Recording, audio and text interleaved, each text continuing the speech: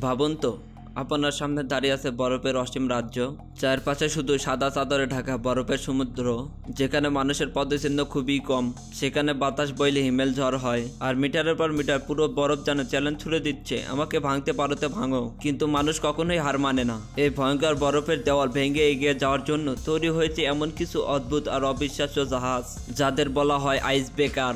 এরা শুধু জাহাজ নয়, এরা হলো প্রকৃতির বিরুদ্ধে মানুষের জেদ, প্রযুক্তির বিস্ময় আর ভবিষ্যতের জন্য প্রতীক। আজকের ভিডিওতে আমরা আপনাকে নিয়ে যাব বিশ্বের সবচেয়ে শক্তিশালী আধুনিক ও রহস্যময় আইস ব্রেকার জাহাজগুলোর ভেতরে। দেখব কিভাবে তারা বিশাল বরফ কেটে পথ তৈরি করে, কিভাবে বিজ্ঞানীদের নিয়ে যায় উত্তর মেরু আর দক্ষিণ মেরু অজানা রহস্য খুঁজে বের করতে। তাহলে প্রস্তুত তো? চলুন শুরু করি এই রোমাঞ্চকর ভ্রমণ, যেখানে আমরা একে একে পরিচিত হব বিশ্বের সেরা আইস ব্রেকার জাহাজগুলোর সাথে। বরফে ধাক্কা লেগে টাইটানিক ডোবার সেই কাহিনী আমরা সবাই জানি। 2012 সালে সেই দুঃখজনক কেবল ইতিহাসের একটি দুঃখজনক অধ্যায় নয়, বরং মানুষের প্রযুক্তি সীমাবদ্ধতার এক নির্মাণ প্রমাণও বটে। বিশাল আকার টাইটানিককে তখন বলা হতো অডুবনীয় জাহাজ, কিন্তু উত্তর আটলান্টিক মহাসাগর বরফের খণ্ড তাকে মৃত্যুই পরাজিত করে দেয়। এক রাতে ডুবে যায় হাজারো স্বপ্ন, হারিয়ে যায় অগণিত প্রাণ। কিন্তু আজকের দিনে আমরা দাঁড়িয়ে নিশ্চিন্তে বলতে পারি, যদি সেই সময় আধুনিক আইস ব্রেকার প্রযুক্তি থাকতো তবে হয়তো টাইটানিক বেঁচে যেত। কারণ আজকের এই দানবীয় জাহাজগুলো বরফ ভেঙে তছনছ করে দিচ্ছে। পাহাড়ের মতো বরফের দেওয়াল যেন এদের কাছে সামান্য একটা পিঁপড়ার সমান। আজ আমি আপনাদের এমন কিছু জাহাজের সঙ্গে পরিচয় করে দেব, যাদের কামই হলো বরফ ভেঙে সামনে এগিয়ে যাওয়া। কেবল পথ পরিষ্কার করাই নয়, এগুলো আন্তর্জাতিক গবেষণা, বাণিজ্য, সামাজিক, কৌশলগত অসাধারণ ভূমিকা রাখছে। চলুন তবে একে একে জেনে নিই এসব শক্তিশালী আইস ব্রেকারের গল্প।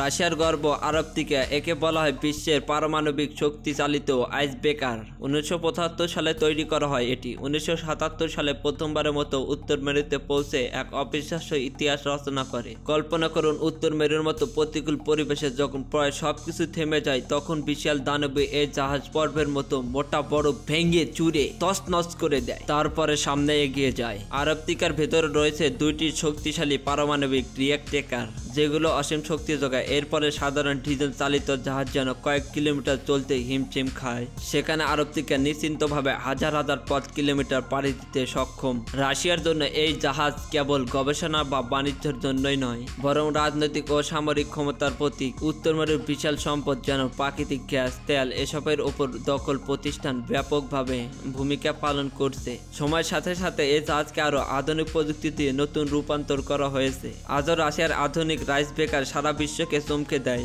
বরফ ভাঙা মানে বিপদ আর দুর্ভোগ, সেখানে আরবটিকা নামের এই দানব যেন বরফকে মাটির সমান করে ফেলে। উত্তর আমেরিকার দেশ কানাডা বরফে ঢাকা অঞ্চল নিয়ে বিখ্যাত, সেই কারণে সেখানে সবচেয়ে গুরুত্বপূর্ণ জাহাজের মধ্যে রয়েছে CCGAS লুইস সেন্ট লরেস্ট। কানাডিয়ার কোস্ট গার্ডের এই আইস ব্রেকার কেবল কানাডার নয়, বরং বিশ্বের শক্তিশালী আইস ব্রেকারগুলোর মধ্যে একটি। এই জাহাজ একসঙ্গে 3 ধরনের কাজ করে থাকে। প্রথম হলো, এটি কানাডার উত্তর অঞ্চলে সমুদ্র পথ পরিষ্কার করে অন্য জাহাজকে চলাচল করতে পথ তৈরি করে দেয়। দ্বিতীয় হলো, জরুরি মুহূর্তে এটি উদ্ধার অভিযানের অংশ নেয়।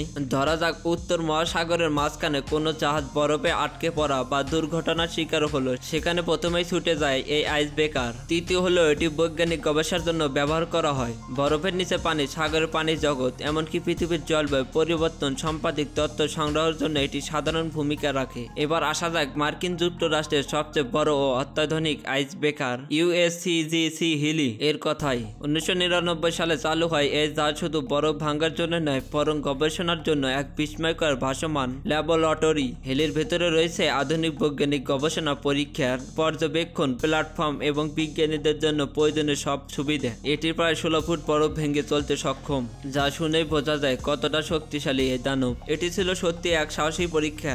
কল্পনা করুন, 1 বছর ধরে বরফের মধ্যে আটকে থাকা জাহাজ, চারপাশে বরফ, অন্ধকার রাত, ভয়ঙ্কর শীত, ভয়ঙ্কর ঝড়, তার মধ্যেও বিজ্ঞানীরা গবেষণা চালিয়ে যাচ্ছেন, তথ্য সংগ্রহ করে পৃথিবীর জলবায়ু পরিবর্তন সবচেয়ে গুরুত্বপূর্ণ ডাটা এনেছেন। চীনের গর্ব শুয়ে লং টু, যার নামের অর্থ বরফ ড্রাগন। 2019 সালে চালু হয় এই জাহাজ, চীনের প্রথম নিজস্ব ডিজাইন ও নির্মিত আইস ব্রেকার। এর ভেতরে রয়েছে আধুনিক বৈজ্ঞানিক গবেষণার হেলিকপ্টার ডেক, এমনকি বরফের উপর চলার মতো রিমোট অপারেট যান।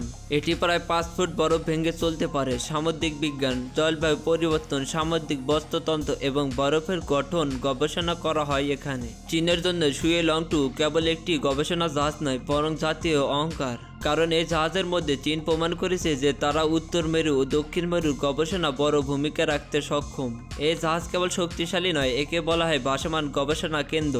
মানুষ প্রযুক্তি কতটুকু দূরে যেতে পারে, এই আইসব্রেকারগুলো তার সেরা উদাহরণ। টাইটানিক একসময় বরফের কাছে হার মেনেছিল, কিন্তু আজকের দিনে দাঁড়িয়ে আমরা দেখি বরফের সেই ভয়ঙ্কর দেওয়ালও মানুষের কাছে কোনো বাধা নয়।